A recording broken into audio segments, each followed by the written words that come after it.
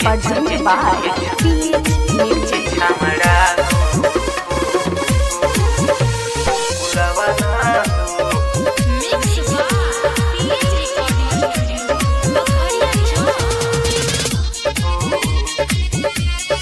अभी आप सुन रहे हैं पीएच म्यूजिक की शानदार प्रस्तुति। पैसा लुटावे लाई हमके बोलावे लाई के गुतये के समझावना हो पैसा लुटावे लाई हमके बोलावे लाई केहू तो एक समझावना हो।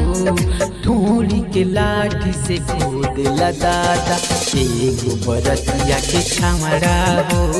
ढोड़ी के लाठी से खोदेला दादा एगो बरतिया के छामड़ा हो।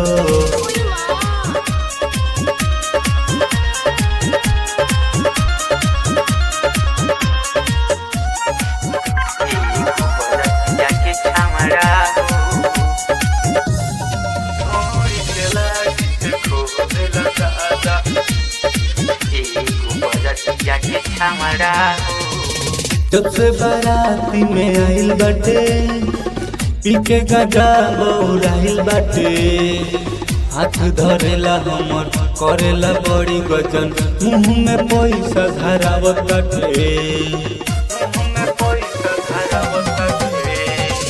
जब से बाराती में आइल बाटे पीके गाजा बौराइल बाटे हाथ धरेला हमार करेला बड़ी गजन मुँह में पैसा धरावताटे।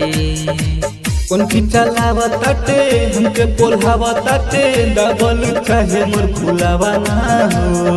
ढोड़ी के लाठी से खोदेला दादा एगो बरतिया के छामड़ा हो। ढोड़ी के लाठी से खोदेला दादा एगो बरतिया के छामड़ा हो।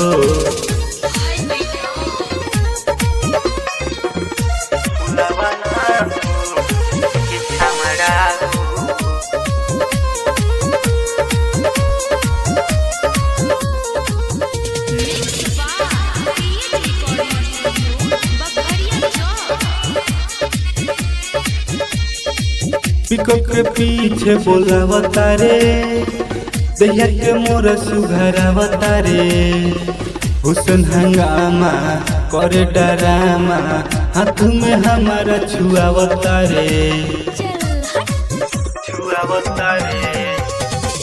पिकअप के पीछे बोलावता रे दैया के मोर सुघरावता रे हुसन हंगामा करे डरामा हाथ में हमारा छुआवता रे।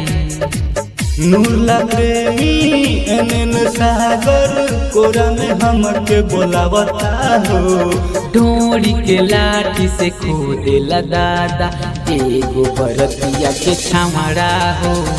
ढोड़ी के लाठी से खोदेला दादा एगो बरतिया के छामड़ा हो। पैसा लुटावे लाई हमके बोलावे लाई के गुतये के समझावना हो। ढोली के लाठी से खोदेला दादा एगो बरतिया के छामड़ा हो।